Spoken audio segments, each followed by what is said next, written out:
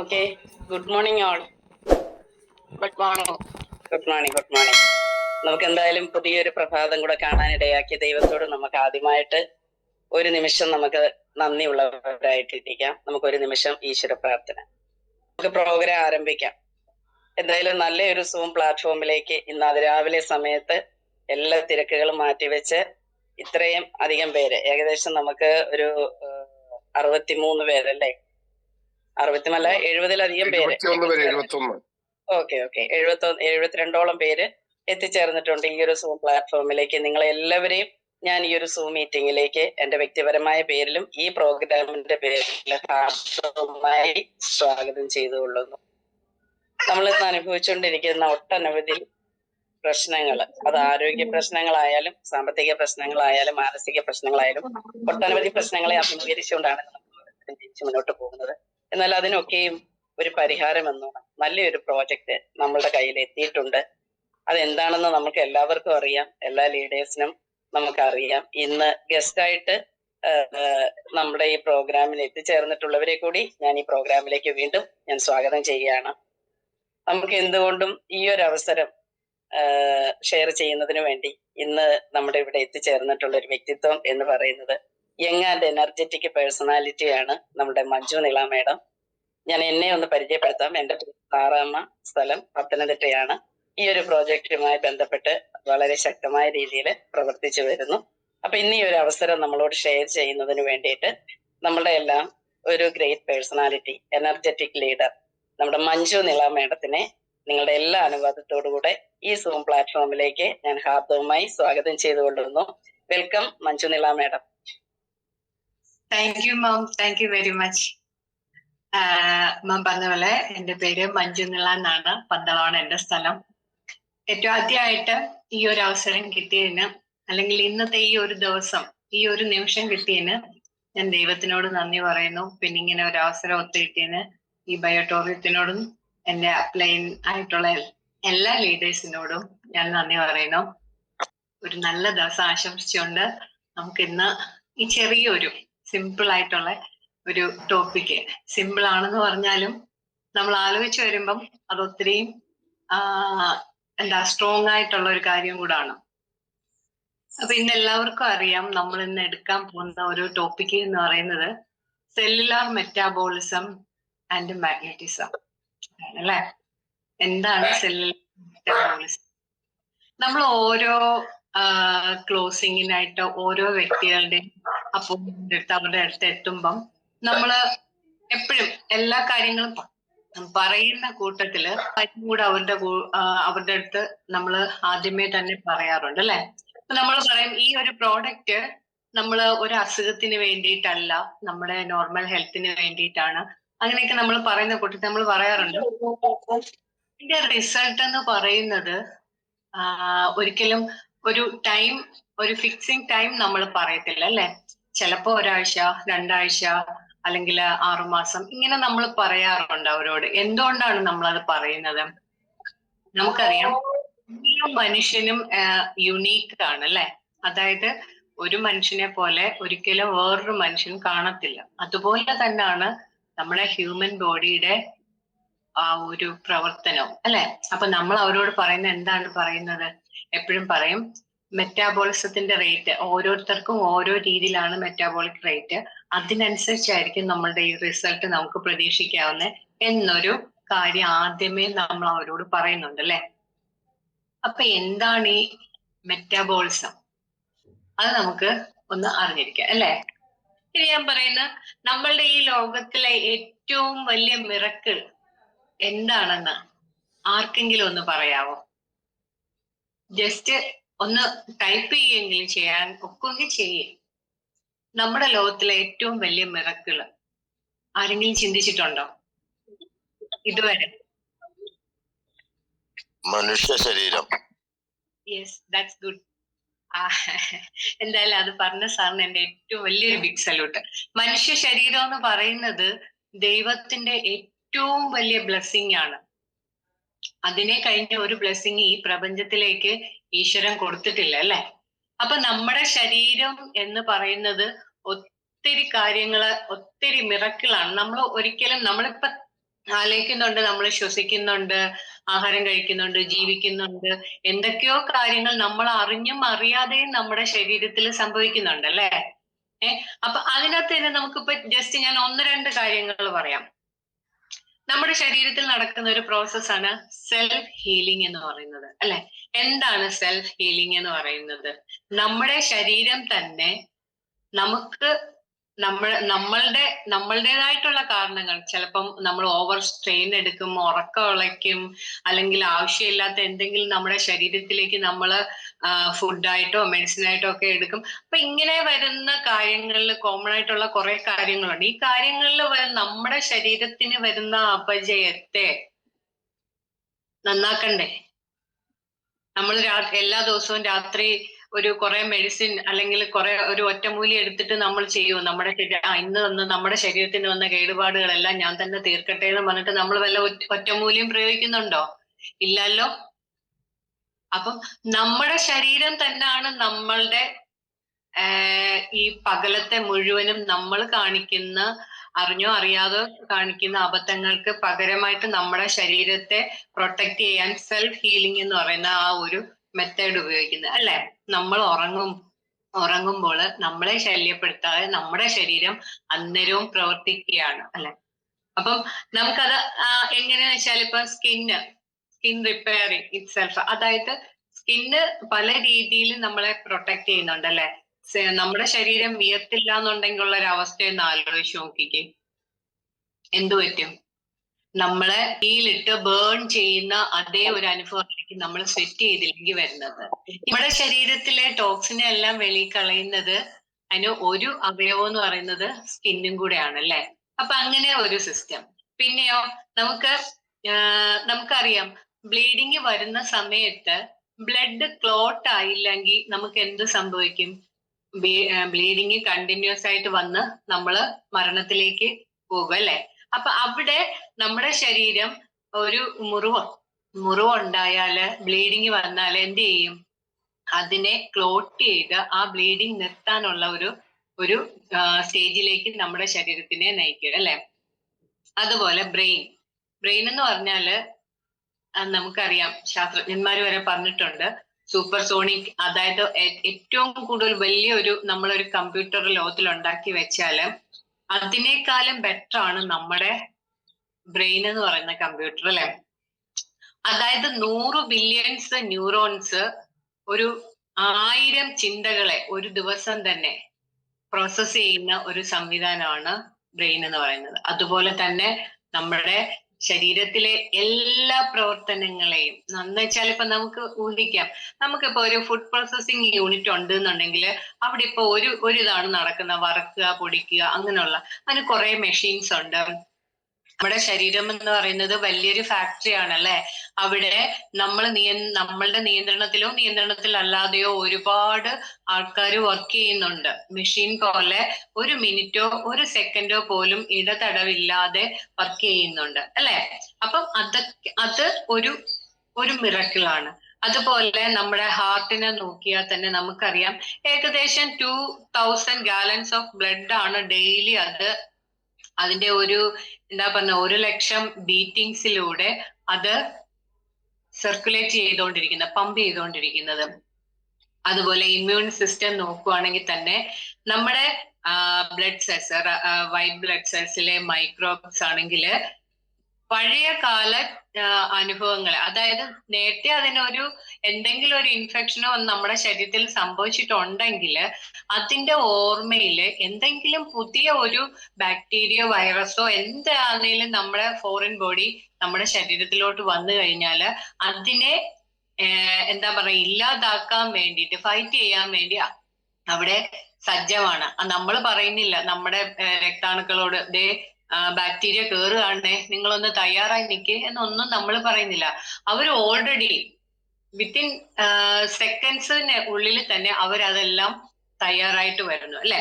അതുപോലെ DNA കാര്യം എടുത്താലും സെൻസറി ഓർഗൻസിനെ എടുത്താലും നമുക്കറിയാമല്ലോ, നമ്മുടെ കണ്ണുകളൊക്കെ എന്ന് പറഞ്ഞാലും ഏറ്റവും ചെറിയ നമ്മുടെ ഒരു ക്യാമറ സൂം ചെയ്യണമെങ്കിൽ നമ്മൾ അത് റെഗുലേറ്റ് ചെയ്യണം അല്ലെ? ബട്ട് നമ്മുടെ കണ്ണുകള് ഏറ്റവും ചെറുതിനെയും കാണും, ഏറ്റവും വലുതിനെയും കാണും, ഏറ്റവും ദൂരമുള്ളതിനെ കാണും, ഏറ്റവും അടുത്തുള്ളതിനെ കാണും. എല്ലാ രീതിയിലും കാണാൻ നമ്മുടെ കാഴ്ചയെ ഒരുക്കുന്ന ഒരു സംവിധാനം നമ്മുടെ കണ്ണ്. സോറി. അതുപോലെ നമ്മുടെ ചെവി ഏറ്റവും ചെറിയ ശബ്ദത്തെ ഉൾക്കൊള്ളുന്ന കണക്ക് തന്നെ ഏറ്റവും വലിയ ശബ്ദത്തെ ഉൾക്കൊള്ളാനും നമ്മുടെ ചെവികൾക്കാവും അല്ലെ. ഇനി നോക്കുവാണെങ്കിലോ നമ്മുടെ ബ്ലഡ് വെസൽസിനെ തന്നെ എടുത്താല് അതിനെ 3ആയിട്ട് തരം തിരിച്ച് ആർട്ടറി, വെയിൻസ്, കാപ്പിലറീസ് എന്നും പറഞ്ഞുകൊണ്ട് 3 രീതിയിൽ തരംതിരിക്കുന്നു. 3നും 3 ജോലി കൊടുക്കുന്നു അല്ലെ. എന്താണ് ആർട്ടറി? ശുദ്ധരക്തം മാത്രമേ കൊണ്ടുപോകാവൂ, അത് ഹൃദയത്തിൽ നിന്നും. ഇനി ഹൃദയത്തിലേക്ക് അശുദ്ധ രക്തം കൊണ്ടുവരണമെങ്കിൽ അത് വെയിൻസ് വേണം. ഇനി ഈ അശുദ്ധ രക്തവും ശുദ്ധരക്തവും എല്ലാത്തിനെയും അങ്ങോട്ടും ഇങ്ങോട്ടും ട്രാൻസ്പോർട്ട് ചെയ്ത് കൊണ്ടെത്തിക്കുകയും എല്ലാം ചെയ്യുന്നതിന് നമുക്ക് തീരെ ചെറിയ കാപ്പിലറീസ് ഉണ്ട് അല്ലെ. ഇനി ഇതിനെയൊക്കെ നമ്മൾ ഒന്നിച്ചെടുത്തു കഴിഞ്ഞാലും ഏകദേശം ഒരു 60,000 മൈൽസ്, അതായത് നമ്മുടെ ഭൂമിയെ ഒരു 2.5 ആ ഒരു അതായത് 2-2.5 രീതിയിൽ ചുറ്റി വരാവുന്ന അത്ര നീളമുള്ള ബ്ലഡ് വെസൽസ് ആണ് നമ്മുടെ ശരീരത്തില് നമ്മുടെ ഈശ്വരൻ നമുക്കായിട്ട് ഒരുക്കി വെച്ചത് അല്ലെ. അതുകൊണ്ടാണ് നമ്മുടെ ഇപ്പം നമുക്ക് തന്നെ അറിയാം, വിത്തിൻ 60 സെക്കൻഡ്സിനുള്ളില് ഇത്രയും രക്തക്കുഴലുകളിലൂടെ ഒരു പ്രാവശ്യം രക്തം സർക്കുലേറ്റ് ചെയ്യുന്നു. എന്ത് അത്ഭുത അല്ലേ. ഒന്ന് ആലോചിച്ച് നോക്കി. ഭൂമിയെ 2.5 പ്രാവശ്യം ചുറ്റാനുള്ള അളവിലുള്ള ബ്ലഡ് വെസൽസിലൂടെ വെറും 1 മിനിറ്റ് 60 സെക്കൻഡ്സിലൂടെ ഒരു പ്രാവശ്യം ബ്ലഡ് സർക്കുലേറ്റ് ചെയ്ത് വരിക എന്ന് പറഞ്ഞാൽ തന്നെ നമുക്ക് മനസ്സിലാവും മനുഷ്യ ശരീരത്തിന്റെ കപ്പാസിറ്റി. അപ്പൊ നമ്മൾ എപ്പോഴും എന്താ ചെയ്യേണ്ടത്? ആ ഒരു കപ്പാസിറ്റി നമുക്കായിട്ട്, അത് ഇത്രയും മിറക്കിള് നമ്മുടെ ഉള്ളിൽ ഒരുക്കി വെച്ച ഈ പ്രപഞ്ചത്തിനെയും സൃഷ്ടാവിനെയും ഈച്ച് ആൻഡ് എവരി മൊമെന്റ് നമുക്ക് നന്ദി പറഞ്ഞാലോ തീരത്തില്ല അല്ലെ. ഓക്കെ, അതൊക്കെ വിട്ടേക്ക്. നമ്മള് ഇതൊന്നും അല്ല പറയാൻ വന്നത് അല്ലെ. ഓക്കെ, ഇനി നമ്മുടെ ശരീരത്തിൽ ഏകദേശം 78ഓളം ഓർഗൻസ് ഉണ്ട്.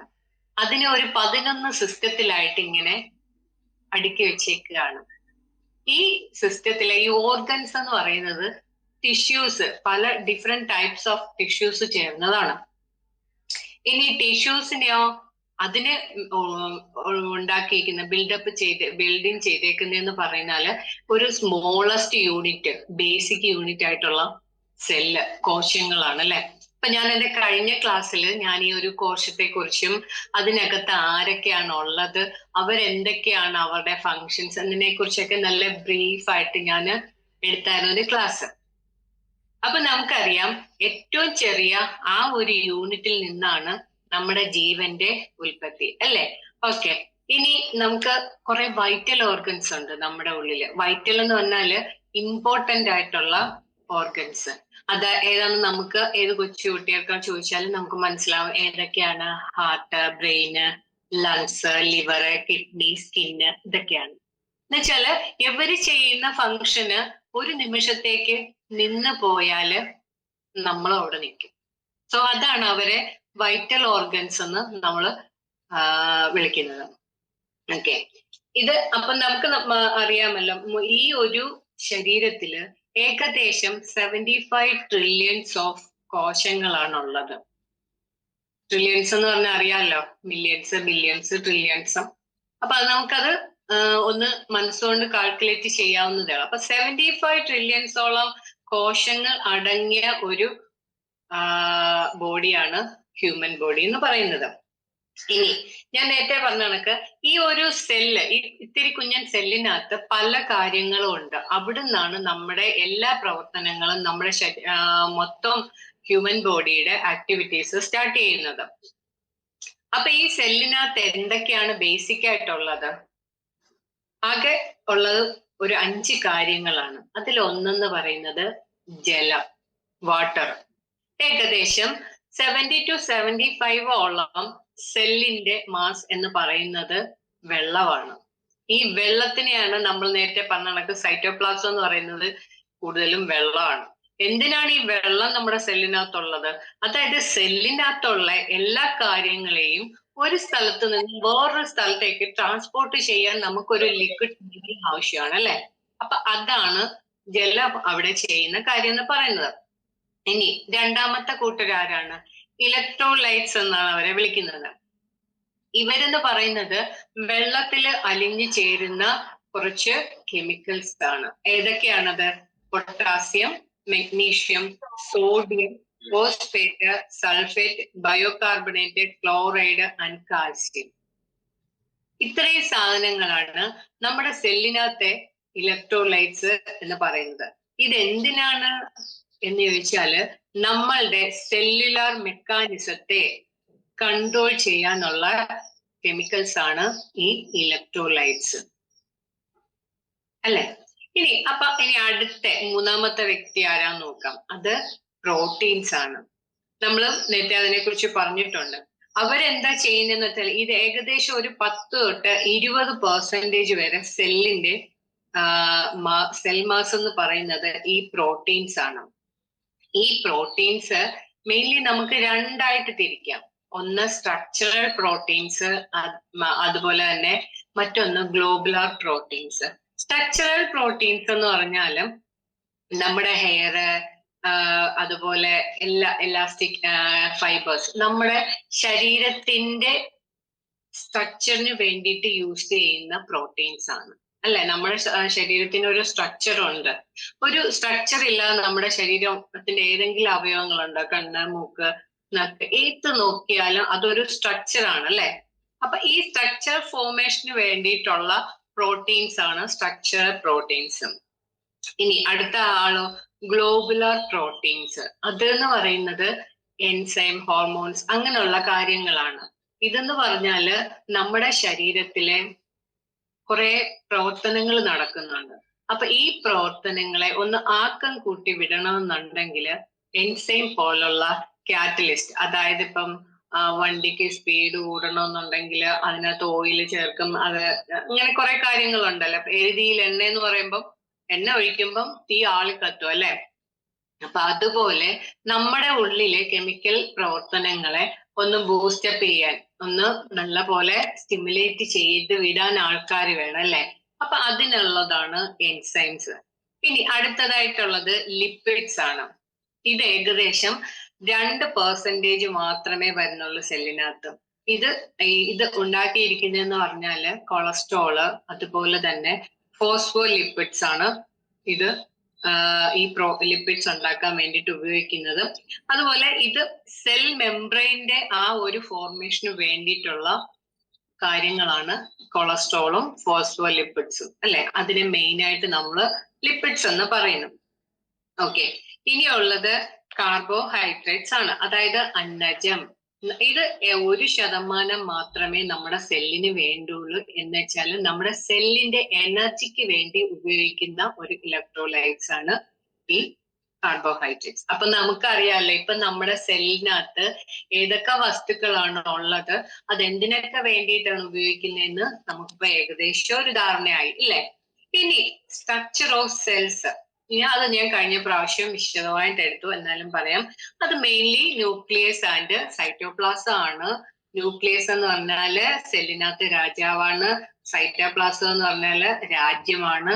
അപ്പൊ ഈ രാജ്യത്ത് കിടക്കുന്ന പല ഭാഗത്തായിട്ട് കിടക്കുന്ന പല ആൾക്കാരാണ് ഈ ന്യൂക്ലിയസിന്റെ നിയന്ത്രണത്തില് സെല്ലിനകത്തെ എല്ലാ കാര്യങ്ങളും, സെല്ലെന്ന് പറയുന്ന ആ രാജ്യത്തിനകത്തെ കാര്യങ്ങളെല്ലാം നിർവഹിക്കുന്ന കുറെ ആൾക്കാരുണ്ടല്ലേ. ഒരു രാജ്യത്ത് മന്ത്രിയും പിന്നെ അതുപോലെ തന്നെ സൈന്യാധിപനും പടയാളികളും എന്നതുപോലെ നമ്മുടെ ഈ സെല്ലെന്ന് പറയുന്ന രാജ്യത്തിനകത്തും കുറച്ച് ആൾക്കാരുണ്ട്. അവരാണ് ഈ ഞാൻ അന്ന് പറഞ്ഞ കണക്ക് കുറച്ച് സൈറ്റോപ്ലാസത്തില് വന്നിരിക്കുന്ന കുറെ ഘടകങ്ങൾ അല്ലെ.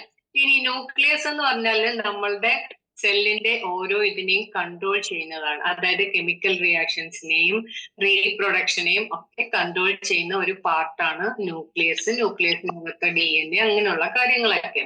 ഇനി സൈറ്റോപ്ലാസത്തിനകത്ത് വരുന്നതാണെന്നുണ്ടെങ്കിൽ മെയിൻ ആയിട്ട് രാജാവായിട്ടുള്ള ന്യൂക്ലിയസ് ഉണ്ട്. പിന്നെയോ മൈറ്റോകോൺട്രിയ, ഞാൻ അന്ന് പറഞ്ഞായിരുന്നു നമ്മുടെ സെല്ലിനകത്തെ പവർ ഹൗസ്, അതായത് എനർജി പ്രൊഡക്ഷൻ ഉണ്ടാക്കുന്നത് മൈറ്റോകോൺട്രിയയിലാണ്. അതേപോലെ എൻഡോപ്ലാസ്മിക് റെക്ടിക്കുലം, അതൊരു നെറ്റ്വർക്ക് പോലെയാണ്. അത് പ്രോട്ടീൻ സിന്തസിസ് ചെയ്യാനുള്ള ഒരു ഘടകമാണ്. അതുപോലെ തന്നെ റൈബോസോം, ഗോൾഗി അപ്പാർട്ടസ്, ലൈസോസോം, ഇങ്ങനെ കുറെ കാര്യങ്ങൾ സെല്ലിനകത്ത് ഉണ്ട് അല്ലെ. അപ്പൊ ഇതൊക്കെ അതിൻ്റെതായിട്ടുള്ള ധർമ്മങ്ങൾ, അതായത് എന്താണോ അവരിൽ പറഞ്ഞിരിക്കുന്ന ഡ്യൂട്ടി അത് ചെയ്യുന്ന കുറെ കാര്യങ്ങളാണ് ഈ സൈറ്റോപ്ലാസത്തിനകത്ത് ഉള്ളത്. ഓക്കെ, ഇപ്പൊ നമുക്ക് ഏകദേശം ഒന്ന് മനസ്സിലായല്ലേ എന്തൊക്കെയാണ് നമ്മുടെ സെല്ലിനകത്തുള്ളത്, ഏതൊക്കെ ഘടകങ്ങളാണ്, എന്തൊക്കെയാണ് അവിടെ ഡ്യൂട്ടികൾ ചെയ്യുന്നത്, എല്ലാവർക്കും നമുക്ക് മനസ്സിലായി. ഇനി നമ്മൾ മനസ്സിലാക്കേണ്ടത് പറഞ്ഞാല് സെൽ ഡിവിഷൻ. എന്താണ് സെൽ ഡിവിഷൻ? സെല്ല് ഡിവൈഡ് ചെയ്ത് അല്ലെങ്കിൽ മൾട്ടിപ്പിൾ ചെയ്ത് കൂടുതൽ ഉണ്ടാകും. എന്തിനു വേണ്ടിയിട്ടാണ്? നമ്മൾ ജനിക്കുമ്പോൾ നമുക്ക് ആദ്യം വരുന്നത് ഒരേ ഒരു സ്റ്റെം സെൽസ് ആണ് അല്ലെ, സൈഗോട്ട് എന്ന് പറയും. രണ്ട് അച്ഛന്റെയും അമ്മയുടെയും ആ ഒരു സെല്ലുകള് ചേർന്ന് വരുന്ന സൈഗോട്ട്. ഇനി ഈ സൈഗോട്ടായിട്ട് തന്നെ ഇരുന്നാല് നമ്മള് ജനിക്കുമോ? നമ്മുടെ ശരീരം ഉണ്ടാകുമോ? ഇല്ലല്ലേ. അപ്പൊ ഈ സ്റ്റെം സെൽസ് ഡിവൈഡ് ചെയ്ത് അതിനെ ഇന്ന ജോലി ഇന്ന ആൾക്കാര്, അല്ലെങ്കിൽ ഇപ്പം ചെവി ഉണ്ടാകണമെങ്കിൽ ചെവിയുടേതായിട്ടുള്ള സെൽസ്, ഹാർട്ടിൻ്റെതായിട്ട്, ലങ്സിൻ്റെതായിട്ടുള്ള, അങ്ങനെ ഡിഫറെന്റ് ഓർഗൻസിന് ഡിഫറെന്റ് ടൈപ്പിലുള്ള സെൽസിനെ ഡിഫറൻഷിയേറ്റ് ചെയ്യുന്ന രീതി ഈ സ്റ്റെം സെൽസ് എന്നാണ് അങ്ങനെ ചെയ്തു വരുന്നത്. അപ്പൊ ഇതിന് വേണ്ടതെന്ന് പറഞ്ഞാല് പ്രോപ്പർ ആയിട്ടുള്ള രീതിയിലുള്ള സെൽ ഡിവിഷൻ ആണ് വേണ്ടത് അല്ലെ. അപ്പൊ നമ്മുടെ ശരീരത്തില് ഏകദേശം 200ഓളം ഡിഫറെന്റ് സെൽ ടൈപ്സ് ഉണ്ട്. നമുക്ക് 200 പറയാനൊക്കത്തില്ല, എന്നാലും നമുക്കൊന്ന് ഓടിച്ചൊന്ന് പറയാം എന്തൊക്കെയാണ് നമ്മുടെ ശരീരത്തിലെ സ്റ്റെം സെൽസ് എന്ന് വരുന്ന, ഡിവൈഡ് ചെയ്ത് എനിക്ക് ഇന്നതായ ഡ്യൂട്ടി എന്നുള്ള രീതിയിലേക്ക് മാറുന്ന സെൽസ് ഏതൊക്കെയാണ്? ബ്ലഡ് സെൽസ് ഉണ്ടല്ലേ. ബ്ലഡ് സെൽസ് എന്ന് പറയുമ്പോൾ റെഡ് ബ്ലഡ് സെൽസ് ഉണ്ട്, അതായത് എരിത്രോസൈറ്റ്സ്, വൈറ്റ് ബ്ലഡ് സെൽസ്, ല്യൂക്കോസൈറ്റ്സ്, അതുപോലെ തന്നെ പ്ലേറ്റ്ലെറ്റ്സ്. ഈ 3 കാര്യങ്ങളാണ് ബ്ലഡ് സെൽസിനകത്തുള്ളത്. അതിൻ്റെതായിട്ടുള്ള ധർമ്മങ്ങളുണ്ട്. അതുപോലെ തന്നെ നെർവ് സെൽസ്, അത് നമ്മുടെ സിഗ്നൽസിനെ ബ്രെയിനിൽ നിന്നും നമ്മുടെ ഹെഡ് ടു ഫുഡ് സിഗ്നൽസിനെ പാസ് ചെയ്യാൻ ഉപയോഗിക്കുന്ന സെൽസുകളാണ് നെർവ് സെൽസ്. അതുപോലെ മസിൽ സെൽസ്, അതെന്തിനാണ് ഉപയോഗിക്കുന്നത്? നമ്മൾക്ക് മൂവ്മെന്റ് വേണം അല്ലെ, അല്ലെങ്കിൽ നമ്മള് പ്ലാന്റിന്റെ കൂട്ട് ഒരിടത്ത് വേറൊറച്ചു പോകും, നമുക്ക് മൂവ്മെന്റ് ഇല്ല. അവരിലും മൂവ്മെന്റ് ഉണ്ട്, വളർച്ചയുണ്ട്, പക്ഷെ അവർക്ക് ചലിക്കാൻ കഴിയില്ല ഒരിക്കലും, അവരുടേതായിട്ടുള്ള രീതിയായി. അപ്പൊ നമ്മുടെ മൂവ്മെന്റിന് നമ്മളെ സഹായിക്കുന്നത് നമ്മളുടെ മസിൽ സെൽസ് ആണ്. ഇനിയോ എപ്പിത്തീലിയൽ സെൽസ് എന്ന് പറയുന്ന ഒരു കൂട്ടരുണ്ട്. അതെന്ന് പറഞ്ഞാല് നമ്മളുടെ എല്ലാ ഓർഗൻസിനെയും കവർ ചെയ്യുന്ന സോഫ്റ്റ് ആയിട്ടുള്ള ഒരു കവറിങ് സിസ്റ്റം ആണ്. അതിനകത്ത് സെൽസ് ആണ് എപ്പിത്തീലിയൽ സെൽസ് എന്ന് പറയുന്നത്. ഇനി കണക്റ്റീവ് ടിഷ്യൂസ്, അതെന്ന് പറഞ്ഞാല് നമ്മുടെ മസിലിനെ, അതായത് സപ്പോർട്ട് ദ സ്ട്രക്ചറിനെ സപ്പോർട്ട് ചെയ്യുന്ന സെൽസ് ആണ് കണക്റ്റീവ് ടിഷ്യൂ സെൽസ്. ഇനി അഡിപ്പോസൈറ്റ്സ് എന്ന് പറഞ്ഞാല് ഫാറ്റ് സെൽസ് ആണ്. നമ്മള് എപ്പോഴും പറയണം നമ്മുടെ വേസ്റ്റില് ഫാറ്റ് അടിഞ്ഞു കൂടുന്നു, അത് അപകടമാണ്. അങ്ങനെയാണ്. ഈ ഫാറ്റ് സെല്ലിന് ഗുണമുണ്ട്, അതായത് ഈ ഫാറ്റ് സെൽസ് ആണ് എനർജിയെ സ്റ്റോർ ചെയ്ത് വെക്കുന്ന നമ്മുടെ ശരീരത്തിന്റെ ഭാഗങ്ങൾ അല്ലെ. അപ്പം അതും ആവശ്യത്തിന് നമുക്ക് വേണം. ഇനി ഓസ്റ്റിയോസൈറ്റ്സ് എന്ന് പറഞ്ഞാല് ബോൺ സെൽസ്, നമ്മളുടെ എല്ലുകളിലെ സെൽസ് ആണ്. ഈ ബോൺ ടിഷ്യൂസ് ആണ് നമ്മുടെ ബ്ലഡ് ടിഷ്യൂസ്, അതായത് എറിത്രോസൈറ്റ്സിന്, റെഡ് ബ്ലഡ് സെൽസിനെയൊക്കെ ഫോം ചെയ്യുന്നത് നമ്മുടെ ബോൺ ടിഷ്യൂസിലാണ്. കേട്ട് കാണുമല്ലോ പലപ്പോഴും, എന്തെങ്കിലും ബ്ലഡിൻ്റെതായിട്ടുള്ള ക്യാൻസർ കാര്യങ്ങളൊക്കെ വരുമ്പോൾ ബോൺ മാരോ സർജറി എന്നൊക്കെ എല്ലാവരും കേട്ട്, ഇപ്പൊ അതൊക്കെ കോമൺ ആണ്. അപ്പൊ നമ്മുടെ ബോൺ മാരോയിലാണ് ഈ രക്താണുക്കൾ, ചുവന്ന രക്താണുക്കൾ ഉണ്ടാകുന്നത്. ഇനി ഹെപ്പാറ്റോസൈറ്റ്സ്, അതായത് ലിവറിലെ സെൽസ്. ലിവർ എന്താണ് ചെയ്യുന്നത്?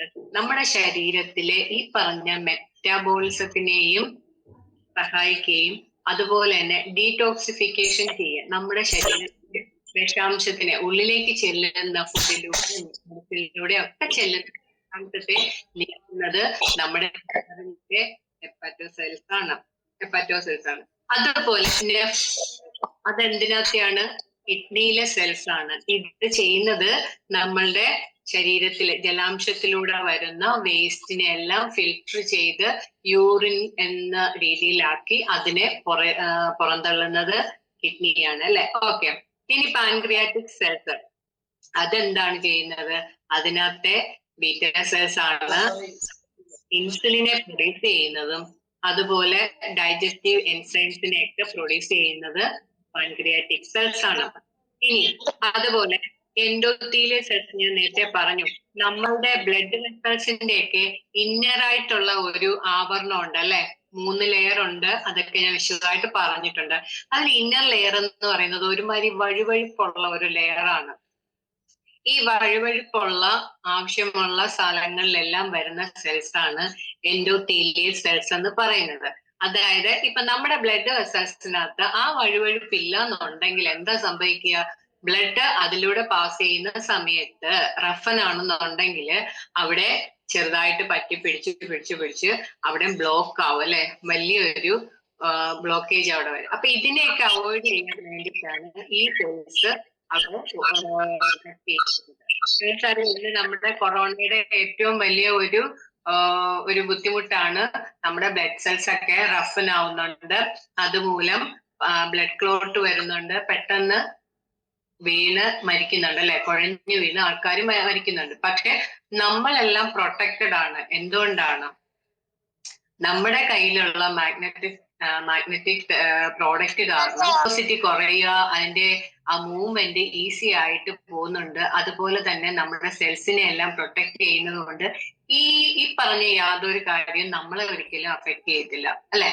ഓക്കെ, ഇനി നമുക്ക് നോക്കാം. ഇങ്ങനെയൊക്കെ ആണെങ്കിൽ നമ്മുടെ സെൽസ് എത്ര നാള് വരെ ജീവിക്കും അല്ലെ? ജനിച്ചാല് മരണമുണ്ട്, അത് മനുഷ്യനാണേലും സെല്ലിനാണേലും.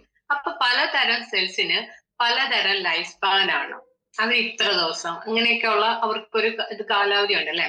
അപ്പൊ നമ്മുടെ ചുവന്ന രക്താണുക്കളാണെങ്കിലും ജനിച്ചിട്ട് 120 ഡേയ്സ് വരെയാണ് അവരുടെ ലൈഫ് സ്പാൻ. ഈ ഒരു 120 ഡേയ്സ് കഴിയുമ്പം അവര് ഡീകമ്പോസ് ചെയ്തിട്ട് പിന്നെയും കുറച്ച് വേസ്റ്റ് ആയിട്ട് ബാക്കിയുള്ള കാര്യങ്ങൾ പിന്നെ എന്തെങ്കിലും നമ്മുടെ ശരീരത്തിലേക്ക് പ്രോട്ടീൻ നിർമ്മാണത്തിന് വേണ്ടിയിട്ട് ഉപയോഗിക്കും. അതുപോലെ തന്നെയാണ് സ്കിന്ന്. നമ്മുടെ സ്കിന്നിന്റെ സെൽസ് 2 തൊട്ട് 4 ആഴ്ച വരെയാണ് അതിന്റെ ആയുസ്. അത് കഴിയുമ്പം നമുക്കറിയാം നമ്മുടെ കയ്യിൽ ചിലപ്പോ ഇങ്ങനെ നമ്മളൊന്ന് ഇങ്ങനെ ചില സമയത്ത് അല്ലെ ഡ്രൈ ആയിട്ടിരിക്കുന്ന സമയത്ത് നമ്മളൊന്ന് വരഞ്ഞു നോക്കിയാല് ഇങ്ങനെ പൊടി പോലെ വരുന്നത് എന്തുകൊണ്ടാണ്? അത് നമ്മുടെ ഡെഡ് സെൽസ് ആണ്. ഒരിക്കലും ഡെഡ് സെൽസ് നമ്മുടെ ശരീരത്തില് അടിയാതെ അത് അവിടെ റിട്ടൈൻ ചെയ്താല് നമുക്ക് സ്കിൻ ഇൻഫെക്ഷനും കാര്യങ്ങളും വരുന്നത് കൊണ്ടാണ് നമ്മൾ പറയുന്നത് ഡെയിലി ബാത്തിങ് അതുപോലെ ഹൈജീനിക് ആയിട്ടുള്ള കാര്യങ്ങളൊക്കെ പറയുന്നത്.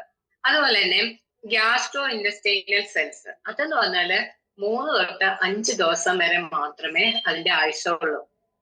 നമുക്കറിയാം നമ്മുടെ ശരീരത്തില് ഹൈ പവറുള്ള ഹൈഡ്രോക്ലോറിക് ആസിഡ് ഒക്കെ ഉണ്ടല്ലേ, അതിനെയൊക്കെ മെയിൻറ്റെയിൻ ചെയ്ത് നിൽക്കണം എന്നുണ്ടെങ്കിൽ ഒത്തിരി നാളൊന്നും ഒക്കത്തില്ല. നമ്മുടെ ശരീരത്തിൽ തന്നെ ഇത് വീണാല് പൊള്ളു അല്ലെ നമ്മുടെ ശരീരം. അപ്പൊ അതൊന്ന് ആലോചിച്ച് നോക്കിയേ, നമ്മുടെ ഇൻഡസ്റ്റൈനിലെ ഗ്യാസ്ട്രോ ഇൻഡസ്റ്റൈനിലെ സെൽസ് അതിനെ മെയിൻറ്റെയിൻ ചെയ്ത് നിൽക്കുന്ന സെൽസ് ആണ്. ഇതിന് 3 തൊട്ട് 5 ദിവസം വരെ ആയുസുള്ളൂ. ഇനി നമ്മളുടെ വൈറ്റ് ബ്ലഡ് സെൽസ് ആണെങ്കിൽ ന്യൂട്രോഫിൽസ് ആണെങ്കിൽ 1 തൊട്ട് 3 ദിവസം വരെ മാത്രമേ അതിന് ആയുസുള്ളൂ. അതുപോലെ പ്ലേറ്റ്ലെറ്റ് സെൽസ് ആണെങ്കിൽ 8 തൊട്ട് 12 ദിവസം വരെ അതിന്റെ ആയുസുള്ളൂ. ഇനി ഓസ്റ്റിയോസൈറ്റ്സ് അതായത് ബോണിലെ സെൽസ് അതിനെന്ന് പറഞ്ഞാല് 25 തൊട്ട് 30 വർഷം വരെയാണ് അതിന്റെ ആയുസ്. അതുപോലെ ഹെപ്പാറ്റോസൈറ്റ് ലിവറിലെ സെൽസ് ആണെങ്കിൽ 300 തൊട്ട് 500 ദിവസം വരെയാണ് ഇതിന്റെ ആയുസ്. ഇത് നമുക്ക് വേറൊരു രസകരമായിട്ടല്ല ഗൗരവമായിട്ടുള്ളൊരു കാര്യം പറഞ്ഞാല് നമ്മുടെ ന്യൂറോൺസ് അതായത് നെർവ് സെൽസ് ആർക്കെങ്കിലും ഊഹിക്കാൻ കഴിയുമോ നെർവ് സെൽസിന് ആയുസ് എത്രയാണെന്ന്? ഞാൻ പറയാം. നമ്മൾ ജനിച്ചാൽ മരിക്കുന്നത് വരെ നമ്മുടെ നെർവ് സെൽസും അതുപോലെ തന്നെ ഉണ്ട്. അതിന് ഒരിക്കലും ഒരിതില്ല. അതായത് ജനനവും മരണവും ആ ഒരു ഇതിനുള്ളില് അതിന് വേറൊരു മാറ്റവും വരുന്നില്ല. ഇനി ഈ ഒരു സെല്ലിന് മാറ്റം ഇല്ലാത്തത് കൊണ്ടാണ് നമ്മളെ ഈവൻ ചിലര് നമ്മുടെ കുട്ടിക്കാലം തൊട്ടുള്ള കാര്യങ്ങൾ വരെ ചിലപ്പോൾ മരണം വരെ നമ്മൾ ഓർത്തിരിക്കും അല്ലെ. നമ്മുടെ ഓർമ്മകള്, ബുദ്ധി, അറിവ് ഇതെല്ലാം നെർവ് സെൽസിന്റെ ഫലങ്ങളാണ് അല്ലെ. പിന്നെ അതിനെ പൊതിഞ്ഞുള്ള ഒരു ഷീറ്റ് ഉണ്ട്, മൈലിൻ ഷീറ്റ് എന്ന് പറയും.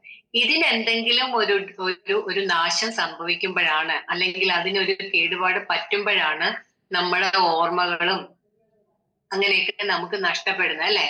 അത് നമുക്കറിയാം, അൽഷിമേഴ്സ് ഡിസീസ് ഒക്കെ വരുന്നവർക്ക് ഇതിൻ്റെതായിട്ടുള്ള ആ ഒരു അതിന്റെ ഷീറ്റിന് വരുന്ന ഒരു വ്യത്യാസത്തിലാണ് അവർക്ക് കൈകാൽ വിറയല്, അവരുടെ ഓർമ്മ നഷ്ടപ്പെടല്, സ്വന്തമായിട്ട് കാര്യങ്ങൾ ചെയ്യാൻ ഒക്കാത്തൊരവസ്ഥയിലൊക്കെ അവരെത്തുന്നത്.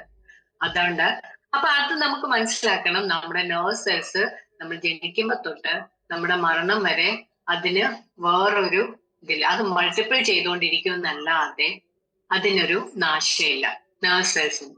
ഓക്കെ, അപ്പൊ നമുക്കിപ്പം മനസ്സിലായി എന്തൊക്കെയാണ് സെൽസ്, അതിന്റെ ലൈഫ് സ്പാൻസ്, അതിന്റെ പ്രവർത്തനങ്ങൾ, എല്ലാ കാര്യങ്ങളും നമ്മൾ മനസ്സിലാക്കിയിട്ടുണ്ടല്ലോ. ഇനി നമുക്ക് നമ്മുടെ പോയിന്റിലേക്ക് വരാം. എന്താണ് സെല്ലുലാർ മെറ്റാബോളിസം? മെറ്റാബോളിസം നമ്മളൊക്കെ ഉപയോഗിക്കുന്ന വാക്ക്, എപ്പോഴും പറയുന്ന വാക്ക്. എന്താണ് അത്? നമ്മുടെ ശരീരം ഒരു എൻജിൻ പോലെയാണെന്ന് പറഞ്ഞല്ലേ, ശരീരത്തിന്റെ സെൽസ്. ഇനി ഇതെന്താന്ന് വെച്ചാല് process of converting nutrients into energy and building blocks for growth and repair. എന്ന് വെച്ചാല് നമ്മളുടെ ശരീരത്തിൽ നടക്കുന്ന ഒരു പ്രോസസ്സാണ്. അതായത് നമ്മൾ കൊടുക്കുന്ന ന്യൂട്രിയൻസിനെ കൺവേർട്ട് ചെയ്ത്, അതായത് മാറ്റി എനർജിയിലേക്കും നമ്മുടെ ശരീരത്തിന് ഗ്രോത്തിന് ആവശ്യമുള്ള ആ ഒരു ബിൽഡിംഗ് ബ്ലോക്സും, അതുപോലെ തന്നെ നമ്മുടെ ശരീരത്തിന് ഉണ്ടാകുന്ന എന്താ പറയുന്നേ അപജയങ്ങളെ അതിനെ റിപ്പയർ ചെയ്യാൻ വേണ്ടിയിട്ടും ഉള്ള കാര്യങ്ങളാണ് ഈ സെല്ലുലാർ മെറ്റാബോളിസത്തിനകത്ത് മെയിൻ ആയിട്ട് നടക്കുന്നത്. അതിനകത്ത് 3 കാര്യങ്ങൾ എന്ന് പറഞ്ഞാൽ, ഞാൻ പറഞ്ഞു എനർജി പ്രൊഡക്ഷൻ അല്ലെ. Breaking down carbs, fats and proteins to make energy currency, ATP എന്നാണ് പറയുന്നത്. അതൊക്കെ നമ്മൾ പറഞ്ഞു പോയാൽ കൂടുതൽ നമ്മൾ അതിനെ ഇതാക്കും, അതിനുള്ള ടൈമില്ല. അപ്പൊ നമുക്ക് ഒന്ന് മനസ്സിലാക്കാം, നമ്മുടെ ശരീരത്തിലെ ഫാറ്റും പ്രോട്ടീൻസിനെയും എല്ലാം ബ്രേക്ക് ഡൗൺ ചെയ്ത്, അതായത് ന്യൂട്രിയൻസിൽ നിന്നും കിട്ടുന്ന ഫാറ്റ്സിനെയും പ്രോട്ടീൻസിനെയും എല്ലാം ബ്രേക്ക് ഡൗൺ ചെയ്തിട്ട് അതിന് എനർജി കറൻസി, അതായത് എനർജി ട്യൂബ്സ് എന്നോ അതിന്റെ എന്താ നമുക്കത് പറയാം, എനർജിയുടെ ചെറിയ ഫോമുകളാക്കി മാറ്റുന്ന ഒരു പ്രവർത്തനമാണ് എനർജി പ്രൊഡക്ഷൻ. അതിനെ നമ്മൾ കാറ്റബോളിസം എന്ന് പറയും അല്ലെ. അപ്പം സെല്ലുലാർ മെറ്റാബോളിസത്തിനകത്ത് 1 പ്രോസസ് ആണ് കാറ്റബോളിസം. അതായത് വലിയ പാർട്ടിക്കിളിനെ, നമ്മൾ എടുക്കുന്ന ആഹാരത്തെ അതിനെ ചവച്ചരച്ച് അത് നമ്മൾ ചെറിയ പാർട്ടിക്കിൾസ് ആയിട്ട് കൊടുക്കുന്നു. അവിടുന്ന് അതിനെ നമ്മുടെ അന്നനാളത്തിൽ നിന്നും അതിനെ ബ്ലഡ് വഴി വലിച്ചെടുത്തിട്ട് അതിനെ ചെറിയ പാർട്ടിക്കിൾസ് ആക്കുന്നു. പിന്നെ അതിനെ ഫൈനൽ ഇതാക്കുന്നു. ഏറ്റവും അവസാനം അതിനെ എനർജി പ്രൊഡക്ഷൻ രീതിയിലേക്ക് കൊണ്ടെത്തിക്കുന്ന ആ ഒരു പ്രോസസ്സാണ് കാറ്റബോളിസം. ഓക്കെ, ഇനി നെക്സ്റ്റ് വൺ എന്ന് പറഞ്ഞാല് ബിൽഡിംഗ് ബ്ലോക്സ്. ഇനി ഈ നമ്മൾ കൊടുത്ത സാധനത്തിനെയൊക്കെ ഇങ്ങനെ ഡിവൈഡ് ചെയ്ത് അല്ലെങ്കിൽ ഇങ്ങനെ പൊട്ടിച്ചിരുന്നാൽ മാത്രം മതിയോ? അതുകൊണ്ട് എന്തെങ്കിലും ഒരു പ്രയോജനം വേണ്ടേ നമ്മുടെ ശരീരത്തിന്? അപ്പൊ നമ്മുടെ ശരീരത്തിന്റെ ഗ്രോത്തിന് ആവശ്യമുള്ള ബിൽഡിംഗ് ബ്ലോക്കേഴ്സിനെ നിർമ്മിക്കുന്നതും അത് ഈ ഒരു എനർജി ഫോർമേഷന്റെ കൂടെ ഉള്ള ഒരു കാര്യം കൂടെയാണ്. അപ്പൊ ഇതിനെയാണ് നമ്മൾ അനബോളിസം എന്ന് പറയുന്നത്. അതായത് ശരീരത്തിനെ ബിൽഡപ്പ് ചെയ്യുന്നത്, നമ്മൾ കൊടുക്കുന്ന ന്യൂട്രിയൻസിനെ ബ്രേക്ക് ഡൗൺ ചെയ്യുന്നത് കാറ്റബോളിസം. അതിനെ ഉപയോഗിച്ച് നമ്മുടെ ശരീരത്തിന് ആവശ്യമായ കാര്യങ്ങൾ ഉണ്ടാക്കിയെടുക്കുന്നത് അനബോളിസം. ഓക്കെ, ഇനി നെക്സ്റ്റ് വൺ എന്ന് പറഞ്ഞാല് വേസ്റ്റ് റിമൂവൽ ആണ് അല്ലെ. അപ്പം നമ്മുടെ ശരീരത്തിന് അറിയാം എന്താണ് വേണ്ടത്, എന്താണ് വേണ്ടാത്തത്. അപ്പൊ വേണ്ടുന്നതിനെ നമ്മൾ ഉൾക്കൊണ്ടിട്ട് വേണ്ടാത്ത കാര്യങ്ങളെ അപ്പൊ തന്നെ പുറന്തള്ളണം. അതിനായിട്ട് നമ്മുടെ ശരീരത്തിൽ കുറെ ആൾക്കാരുണ്ട്, ഞാൻ നേരത്തെ പറഞ്ഞ കണക്ക് കിഡ്നി, ലിവർ കാര്യങ്ങളൊക്കെ അല്ലെ. അപ്പൊ ഈ 3 പ്രോസസ്സാണ് സെല്ലുലാർ മെറ്റാബോളിസത്തില് അനുനിമിഷം നമ്മുടെ ശരീരത്തില് സംഭവിച്ചുകൊണ്ടിരിക്കുന്ന കാര്യങ്ങൾ. അപ്പൊ ഇതിനെ നമുക്ക് പ്രൊമോട്ട് ചെയ്യണമെങ്കിൽ കുറച്ച് ആൾക്കാരൂടെ വേണം അല്ലേ, ഇതിനെ പ്രൊമോട്ട് ചെയ്യുന്ന പ്രധാനികളായിട്ടുള്ള കുറച്ച് ആൾക്കാർ വേണം. നമുക്കറിയാം നമ്മുടെ സമൂഹത്തിൽ നമുക്ക് ജീവിക്കണമെങ്കിൽ നമ്മളെല്ലാരും കൂടെ ഇങ്ങനെ വെറുതെ ജീവിച്ചാൽ ശരിയാവോ? ഇല്ല. നമ്മളെ നിയന്ത്രിക്കാനും നമ്മുടെ സമൂഹത്തിനെ നിയന്ത്രിക്കാനും ഭരിക്കാനും അതിനെ എല്ലാ രീതിയിലും അതിന്റെ ഓരോ പ്രവർത്തനങ്ങളെ ഇതാക്കാനുള്ള ആൾക്കാരെ കൺട്രോൾ ചെയ്യാനും അതിനെ പ്രൊമോട്ട് ചെയ്യാനും ഒക്കെ കുറെ മനുഷ്യരെ നമ്മൾ തന്നെ, അതാണ് നമ്മൾ പറയുന്നത്, ജനങ്ങളാൽ തെരഞ്ഞെടുത്ത് ജനങ്ങൾക്ക് വേണ്ടി ജനങ്ങൾ എന്നൊക്കെ നമ്മൾ പറയും, അത് പൊളിറ്റിക്സ്. അപ്പൊ അതുപോലെ തന്നെ നമ്മുടെ ശരീരത്തില് ഇതിനെയൊക്കെ ഒന്ന് നിയന്ത്രിക്കാനും പ്രൊമോട്ട് ചെയ്യാനും കുറെ ആൾക്കാരൊക്കെ ഉണ്ട് അല്ലെ. അപ്പൊ അവരാരൊക്കെയാന്ന് നോക്കാം. നേരത്തെ പറഞ്ഞു നമ്മുടെ സെല്ലിനകത്തെ ഒരു മെയിൻ ആയിട്ടുള്ള ഒരു വ്യക്തിയാണ്, ഇമ്പോർട്ടന്റ് പേഴ്സൺ ആണ് മൈറ്റോകോൺട്രിയ. ഈ മൈറ്റോകോൺട്രിയ പവർ ഹൗസ് എന്നാണ് നമ്മൾ അറിയപ്പെടുന്നത്. അതായത് ഈ എല്ലാ എനർജിയും പ്രൊഡ്യൂസ് ചെയ്യുന്ന ഒരു ഒറ്റയാനാണ് നമ്മുടെ മൈറ്റോകോൺട്രിയ. ഓക്കെ, ഇനി അടുത്തതെന്ന് പറഞ്ഞാൽ എൻസൈംസ്, അതായത് കാറ്റലിസ്റ്റ്, സ്പീഡപ്പ് ചെയ്യുന്ന നമ്മുടെ ശരീരത്തിലെ മെറ്റാബോളിക് റിയാക്ഷൻസിനെ എല്ലാം സ്പീഡപ്പ് ചെയ്യുന്ന വ്യക്തികളാണ് ഈ എൻസൈംസ്. ഇനിയോ ഹോർമോൺസ് ഉണ്ട്. ഇങ്ങനെ സ്പീഡപ്പ് ചെയ്താൽ മാത്രം പോരാ, എനർജി പ്രൊഡ്യൂസ് ചെയ്താൽ മാത്രം പോരാ, ഇതിനെയൊക്കെ റെഗുലേറ്റ് ചെയ്യണം അല്ലെ, നിയന്ത്രിക്കാൻ ഒരാൾ വേണ്ടേ, അതാണ് നമ്മളെ ഹോർമോൺസ്. അതായത് മെറ്റാബോളിക് പാത്വേസ്, മെറ്റാബോളിസത്തിൽ നടക്കാൻ കുറേയേറെ വഴികളുണ്ട്. അല്ലാതെ ഇത് ഒരൊറ്റ പ്രോസസ് അല്ല, ഇത് ചെയിൻ പ്രോസസ് ആണ്. ഇതിനെ റെഗുലേറ്റ് ചെയ്യണമെങ്കിൽ ഹോർമോൺസ് എന്ന് പറയുന്ന ഒരു സെക്ഷൻ നമുക്ക് ആവശ്യമാണ്. ഓക്കെ, അപ്പൊ ഈ 3 കൂട്ടരാണ് ഈ സെല്ലുലാർ മെറ്റാബോളിസത്തിലെ ഇമ്പോർട്ടന്റ് ആയിട്ടുള്ള ആൾക്കാർ. ഇനി സെല്ലുലാർ മെറ്റാബോളിസം കുറച്ച് ഞാൻ പറഞ്ഞു കുറേയേറെ വഴികളിലൂടെയാണ് ഈ ഒരു പ്രോസസ്സ് നടക്കുന്നത്. അല്ലാതെ കുറച്ച് ആഹാരം അങ്ങോട്ട് സെല്ലിനകത്തോട്ട് ഇട്ട് കൊടുത്തിട്ട് ഇന്നാ പിടിച്ചോ നീ എനർജി ഉണ്ടാക്കിക്കോ എന്ന് പറഞ്ഞാൽ എനർജി ആവില്ല ഒരിക്കലും അല്ലെ. അതിന് അതിൻ്റെതായിട്ടുള്ള കുറച്ച് വഴികളുണ്ട്. ആ വഴികൾ എന്തൊക്കെയാണെന്ന് നമുക്ക് അറിയണ്ടേ. അതിലൊന്നാണ് ഗ്ലൈക്കോലൈസിസ് എന്ന് പറയുന്ന ഒരു പ്രോസസ്സ്. എന്താണ് ഈ glycolysis? Break down glucose for energy. അതായത് നമ്മൾ കൊടുക്കുന്ന ആഹാരത്തെ കൺവേർട്ട് ചെയ്ത് എനർജിയിലേക്ക് ലീഡ് ചെയ്യുന്ന ഒരു പാത്വേ ആണ് ഗ്ലൈക്കോ. അതായത് നമ്മൾ കൊടുക്കുന്ന ഗ്ലൂക്കോസിനെ ബ്രേക്ക് ഡൗൺ ചെയ്ത് എനർജി ആക്കി മാറ്റുന്നു. ഇനി വേറൊരു സെക്ഷൻ എന്ന് പറഞ്ഞാല് സിട്രിക് ആസിഡ് സൈക്കിൾ എന്ന് വെച്ചാല് generate energy and building blocks.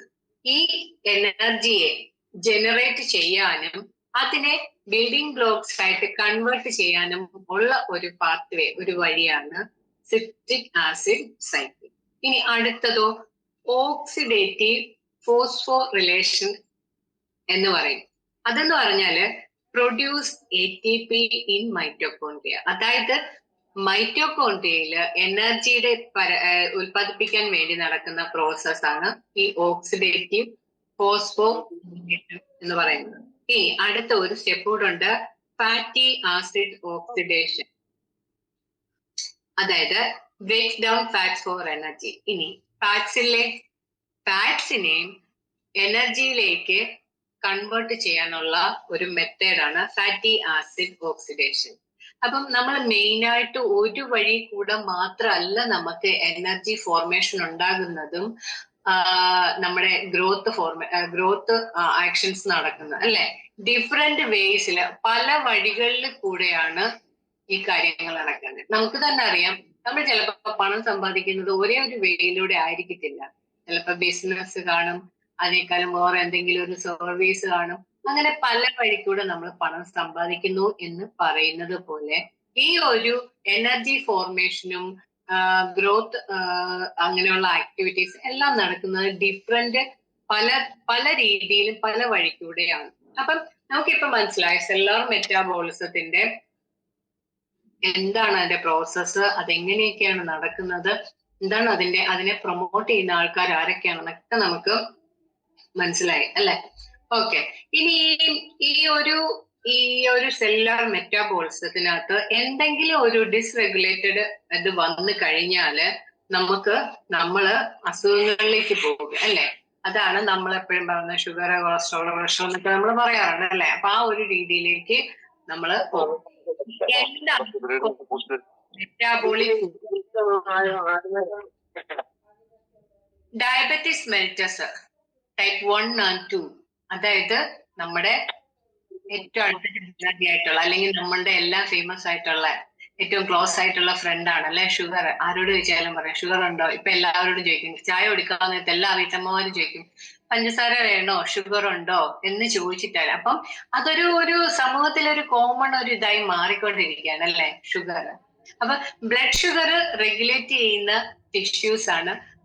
അതിന് വരുന്ന എന്തെങ്കിലും ഒരു പ്രോബ്ലം ആണ് നമ്മള് ഡയബറ്റിസ് മെലിറ്റസിലോട്ട് നമ്മളെ ലീഡ് ചെയ്യിക്കുന്നത്. അതുപോലെ obesity, excess fat accumulation often link to insulin resistance.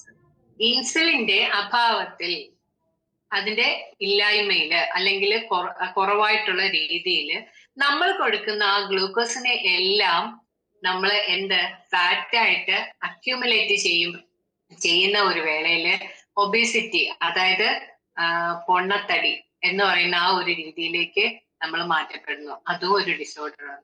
ഇനി metabolic syndrome, cluster of conditions ആണ്. മെറ്റാബോളിക് സിൻഡ്രോം എന്ന് പറഞ്ഞാല് അത് ഒരു കൂട്ടം കണ്ടീഷൻസ് ആണ്. അതായത് high BP, high sugar, abnormal lipids ഒക്കെ ഈ ഒരു കൂട്ടത്തിനെയാണ് മെറ്റാബോളിക് സിൻഡ്രോം എന്ന് പറയുന്നത്. അതുപോലെ glycogen storage diseases, issues with glycogen synthesis and break down.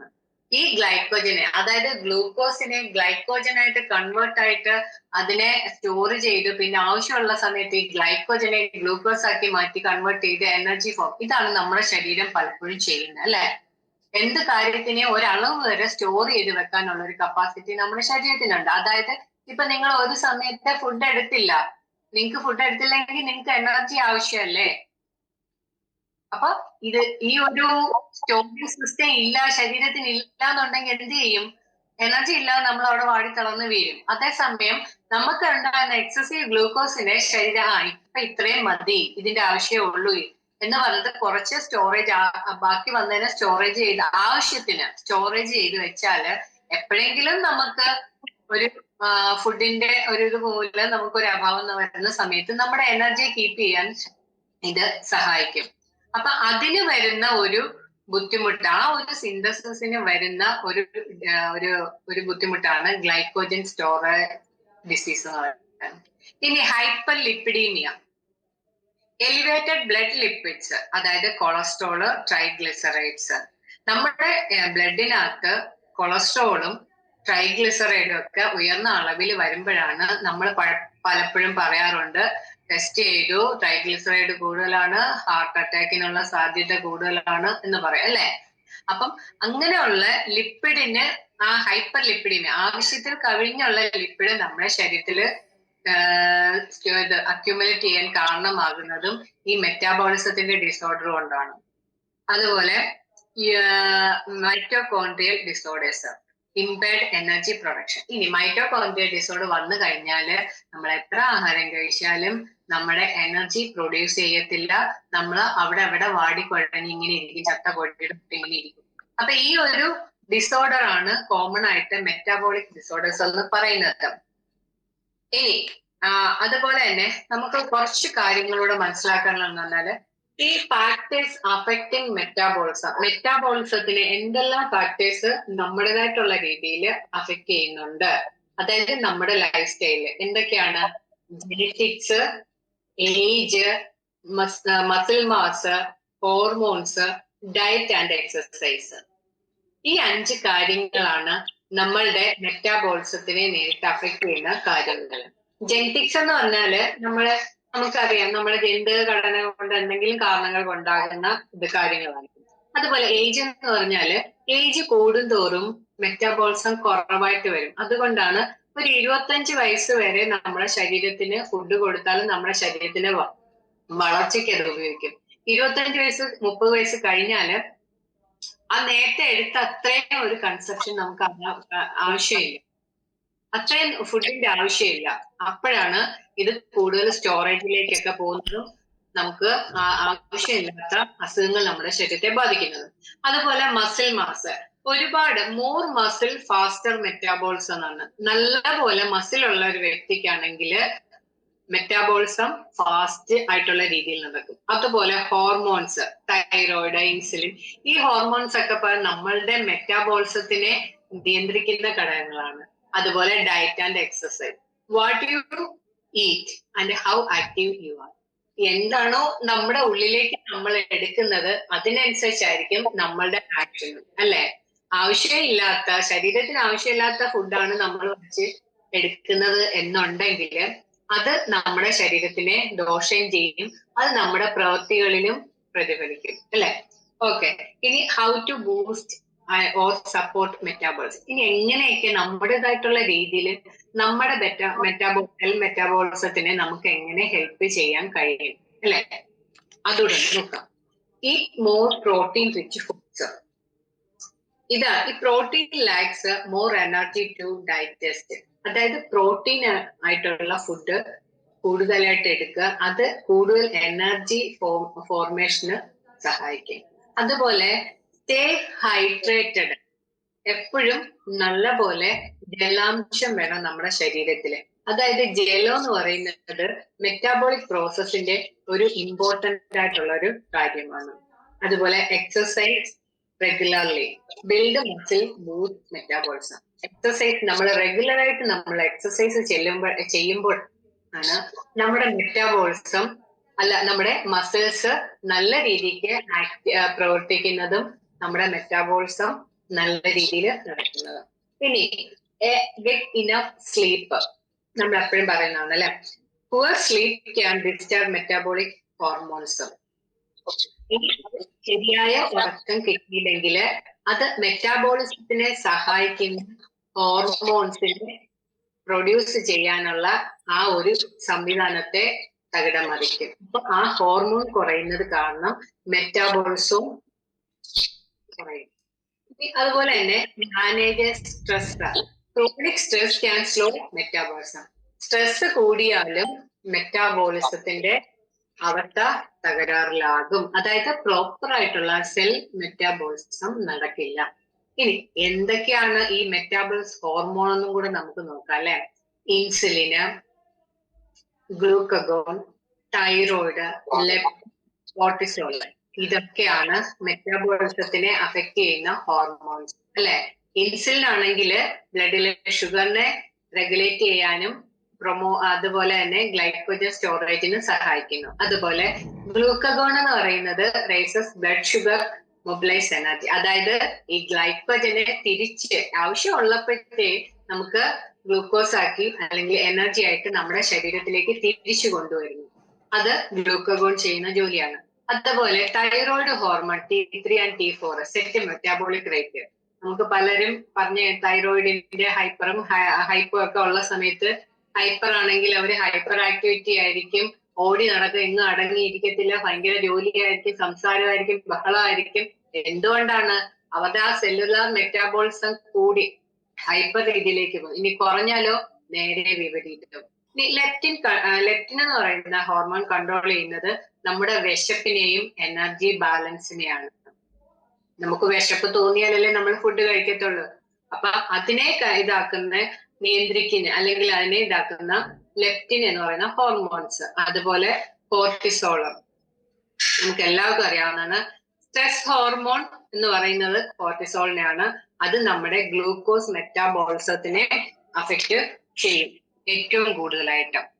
അതുകൊണ്ടാണ് നമ്മൾ ടെൻഷൻ അടിച്ചിരിക്കുന്ന സമയത്ത് നമ്മളോട് വല്ലതും കഴിക്കാൻ വേണമെന്ന് വെച്ചാൽ നമ്മൾ പറയും വേണ്ട, എനിക്കിപ്പോ ഒന്നും കഴിക്കാൻ തോന്നുന്നില്ല. എന്തുകൊണ്ടാണ്? നമ്മുടെ സ്ട്രെസ്സിന്റെ അളവിന്റെ കൂടുതൽ കാരണം കോർട്ടിസോൾ നമ്മുടെ ശരീരത്തിൽ കൂടിയ ലെവലിൽ നിൽക്കുമ്പം നമുക്ക് കഴിക്കാനോ ഒന്നും തോന്നില്ല, അല്ലെ. അപ്പൊ ഇത്രയും കാര്യങ്ങൾ ഞാൻ പറഞ്ഞു. ഇനിയിപ്പോ തന്നെ നമുക്ക് നോർമലി ചിന്തിക്കാവുന്നതേ ഉള്ളൂ, എന്തുകൊണ്ടാണ് മാഗ്നറ്റിക് തെറാപ്പി അല്ലെങ്കിൽ മാഗ്നറ്റിക് തെറാപ്പി ഈ നമ്മുടെ ശരീരത്തിന് കൂടുതൽ അഫക്റ്റ് ആവുന്നതെന്ന്. നമ്മളിപ്പോ പറഞ്ഞതിനകത്ത് പറയുന്നുണ്ട്, ഉറക്കം കുറഞ്ഞാല്, സ്ട്രെസ് കൂടിയാല്, അതുപോലെ തന്നെ ഹൈഡ്രേഷൻ ഇല്ലാതിരുന്നാല്, ഇതൊക്കെ കാരണം മെയിൻ കാരണങ്ങളാണ് അല്ലെ സെല്ലുലാർ മെറ്റാബോളിസത്തിന്റെ. അപ്പൊ നമ്മുടെ ബേസിക് ആയിട്ടുള്ള ഒരു കാര്യത്തിനെ അഫക്റ്റ് ചെയ്യുന്ന ഈ കാരണങ്ങളെ പ്രൊമോട്ട് ചെയ്യാൻ, അതായത് ഹൈഡ്രേഷനും ഗുഡ് സ്ലീപ്പ്, സ്ട്രെസ് ഒഴിവാക്കുക, ബ്ലഡ് സർക്കുലേഷൻ, നമ്മുടെ ശരീരത്തിലേക്കുള്ള ഓക്സിജൻ സാച്ചുറേഷൻ, ഇതിനെ എല്ലാം മെയിൻറ്റെയിൻ ചെയ്യാനും നല്ല രീതിയിൽ 100% നല്ല രീതിയിൽ കൊണ്ടുപോകാനും നമ്മുടെ മാഗ്നറ്റിക് തെറാപ്പിക്ക് ബെറ്റർ ആയിട്ട് കഴിയുന്നുണ്ട് അല്ലേ? അപ്പൊ ആ മാഗ്നറ്റിക് തെറാപ്പി ഉപയോഗിക്കുന്ന, ആ പ്രോഡക്ട്സ് ഉപയോഗിക്കുന്ന നമ്മളുടെ എല്ലാം ആരോഗ്യം ഏറ്റവും നല്ല രീതിയിലാണ് പൊക്കോണ്ടിരിക്കുന്നത് എന്ന് നമുക്ക് വിശ്വസിക്കാൻ കഴിയും. അതുപോലെ തന്നെ ഈ ഒരു ഇത് മറ്റുള്ളവർക്കും അവരുടെ ഹെൽത്തിനെ പ്രൊമോട്ട് ചെയ്യാനും നല്ല രീതിയിൽ അവർക്ക് പരസഹായം കൂടാതെ തന്നെ സ്വന്തം ആവശ്യങ്ങൾ എത്ര ഏജ്ഡ് ആയാലും അവർക്ക് അവരുടേതായിട്ടുള്ള ആവശ്യങ്ങളെ നിർവഹിക്കാനും ഒരു മനുഷ്യനെ പ്രാപ്തനാക്കുന്ന രീതിയിലേക്കുള്ള മികച്ച കാര്യമാണ് നമ്മൾ ഈ മാഗ്നറ്റിക് പ്രോഡക്ട്സിലൂടെ മറ്റുള്ളവർക്ക് സർവീസ് ചെയ്യുന്നത്. അപ്പൊ നമുക്ക് വിശ്വസിക്കാം, നമ്മൾ എന്തുകൊണ്ടും ഒരു സമൂഹത്തിലെ ഏറ്റവും നല്ല സർവീസ് കൊടുക്കുന്ന ആൾക്കാരാണ്. എല്ലാരും വേണം, ഡോക്ടർ വേണം, കളക്ടർ വേണം, പോലീസ് വേണം, എല്ലാം വേണം.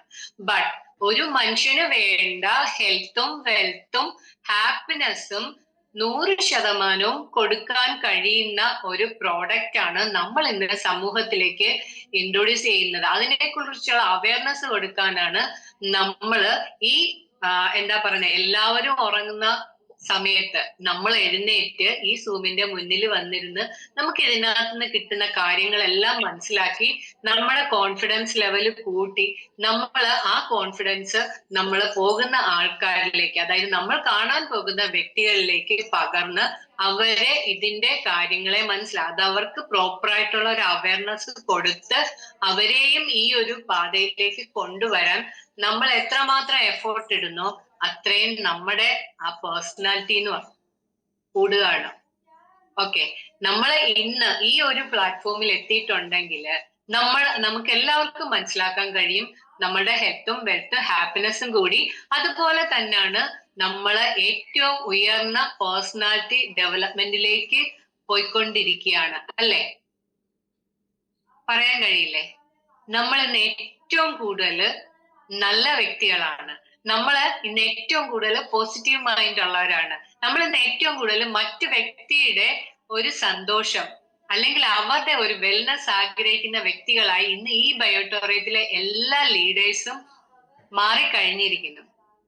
ഇനി സമൂഹത്തിലേക്ക് ഇതിനെ നമ്മൾ മാറ്റിയാൽ മാത്രം മതി.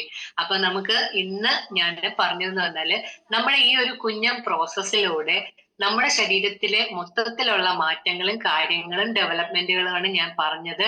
ആ ഒരു ഡെവലപ്മെന്റ് നമുക്ക് മറ്റുള്ളവർക്ക് മനസ്സിലാക്കി കൊടുക്കാനും എല്ലാം നമുക്ക് ഈ ബയോട്ടോറിയത്തിലൂടെ കഴിയും. അങ്ങനെ നമുക്ക് ഈ ഒരു പ്ലാറ്റ്ഫോം ഈ ബയോട്ടോറിയം തന്ന ഈശ്വരനോടും സാഗർ ജോഷി സാറിനോടും അപ്ലൈൻ ആയിട്ടുള്ള എല്ലാവരോടും അതുപോലെ ഇതിനകത്തുള്ള എല്ലാ ഗ്രേറ്റ് ലീഡേഴ്സിനോടും ഇത്രയും നേരം ഇതിനെ ഉൾക്കൊള്ളാൻ മനസ്സ് കാണിച്ച എല്ലാവർക്കും എന്റെ ഹൃദയത്തിൽ നിന്നും ഏറ്റവും നല്ലൊരു താങ്ക്സ് പറഞ്ഞുകൊണ്ട് ഞാൻ ഇതിവിടെ വൈൻഡപ്പ് ചെയ്യാണ്. Thank you very much. Thank you Manjula madam. കാരണം വളരെ 1 മണിക്കൂർ സമയം നമുക്ക് ഒരിക്കലും വേസ്റ്റ് ആയിട്ടില്ല എന്ന് പറയാൻ കഴിയും. മഞ്ജുല മാഡം വളരെ ചിട്ടയോടുകൂടെ ചിട്ടപ്പെടുത്തി നമ്മളെല്ലാം വളരെ കേൾക്കാൻ ആഗ്രഹിച്ചതായിട്ടുള്ള ഒരു വിഷയത്തെ കുറിച്ചാണ് ഈ 1 മണിക്കൂർ നമ്മളോട് സംവാദിച്ചത്. സെല്ലുലാർ മെറ്റാബോളിസം ആൻഡ് മാഗ്നറ്റിസം, അതേക്കുറിച്ച് സെല്ലുകൾ എന്താണെന്നും സെല്ലുകളുടെ പ്രവർത്തനം എന്താണെന്നും ഇത് എങ്ങനെയൊക്കെ നമ്മുടെ ശരീരത്തിന്റെ പ്രവർത്തനത്തെ ബാധിക്കുന്നു, സപ്പോർട്ട് ചെയ്യുന്നുവെന്നും എന്ത് ചെയ്യണം എന്ത് ചെയ്യാൻ പാടില്ല എന്നുള്ളതിനെ കുറിച്ചൊക്കെ വളരെ വിശദമായിട്ട് നമ്മളോട് ഇതുവരെയും സംഭാഷിച്ചുകൊണ്ടിരുന്ന നമ്മുടെ ഗ്രേറ്റ് പേഴ്സണാലിറ്റി മഞ്ജു നീള മാഡത്തിന് എന്റെ വ്യക്തിപരമായ പേരിലും ഈ പ്രോഗ്രാമിന്റെ പേരിലും വളരെ ഹൃദയംഗമായ നന്ദി അറിയിക്കുകയാണ്. താങ്ക് യു മഞ്ജു നീള മാഡം. Thank you. അപ്പോ ഇന്ന് ഇത്രയും സമയം ഇന്ന് ഈ പ്രോഗ്രാം ശ്രമിച്ച എല്ലാവർക്കും മനസ്സിലായി, ഒരു പക്ഷേ ഇതിൽ അറ്റൻഡ് ചെയ്യാൻ കഴിയാത്തവർക്ക് വളരെ നഷ്ടമായി പോയെന്നുള്ളത്. കാരണം നമ്മൾ എന്നും നമ്മുടെ മാഗ്നറ്റ് എന്താണ്, അല്ലെ നമ്മുടെ ബയോട്ടോറിയം ഈ പ്രോഡക്റ്റ് ഉപയോഗിക്കുന്നതിലോട്ടുള്ള റിസൾട്ടുകളെ കുറിച്ച് മാത്രം നമ്മൾ പറഞ്ഞുകൊണ്ടിരുന്ന നമ്മൾക്ക് ഇങ്ങനെ കുറെ അധികം കാര്യങ്ങൾ, ശരിക്കും ഒരു ഡോക്ടർ നമ്മളോട് സംസാരിക്കുന്നത് പോലെ ഈ 1 മണിക്കൂർ ഇത്രയും വിഷയങ്ങളെ, നമുക്ക് ഗഗനമായിട്ടുള്ള വിഷയങ്ങളെ നമുക്ക് പറഞ്ഞു തന്നതിന് വളരെ വളരെ ഹൃദയത്തിൽ നിന്നും വളരെ താങ്ക്സ് ഒരിക്കൽ കൂടി അറിയിക്കുകയാണ്. നമുക്ക് പ്രോഗ്രാം വൈൻഡപ്പ് ചെയ്യേണ്ട സമയമായിട്ടുണ്ട്. അപ്പോ നമ്മൾ വളരെ കൃത്യസമയത്ത് തന്നെ ഏകദേശം 75-നോടടുത്ത ആളുകൾ ഉണ്ടായിരുന്നു എന്ന് മനസ്സിലാക്കാൻ കഴിഞ്ഞു. അപ്പോ ഇത്രയധികം ആളുകൾ വളരെ ഗൗരവത്തോടുകൂടെ തന്നെ ഈ ഒരു കൺസെപ്റ്റിനെ ഏറ്റെടുത്ത് ചെയ്യുകയും ഇതെന്താണെന്നറിയാൻ ഉറക്കം ഒഴിച്ച് ഇതിലേക്ക് കടന്നു വന്ന കാര്യങ്ങൾ കേട്ട് മനസ്സിലാക്കിയ നിങ്ങൾക്ക് ഓരോരുത്തർക്കും ഞാൻ എൻ്റെ ഹൃദയത്തിന്റെ ഭാഷയിൽ ഈ പ്രോഗ്രാമിൽ അറ്റൻഡ് ചെയ്തതിന് നന്ദി അർപ്പിക്കുന്നു. ഒപ്പം നമ്മുടെ ഗ്രേറ്റ് ലീഡേഴ്സ് പലരും, പേരെടുത്ത് പറയുന്നില്ല, ഒരുപാട് ഗ്രേറ്റ് ലീഡേഴ്സ് ഇതിനകത്ത് പങ്കെടുത്തിട്ടുണ്ട്. അപ്പൊ അവരെ എല്ലാവരെയും ഇന്ന് നല്ലൊരു ദിവസം എല്ലാവർക്കും ആകട്ടെ എന്ന് ആശംസിക്കുന്നു. വളരെ വലിയ വിജയത്തിലേക്ക് ഓരോരുത്തരും എത്തട്ടെ എന്ന് ആശംസിക്കുന്നു. ഇന്നത്തെ ഈ പ്രോഗ്രാം കൺക്ലൂഡ് ചെയ്തു.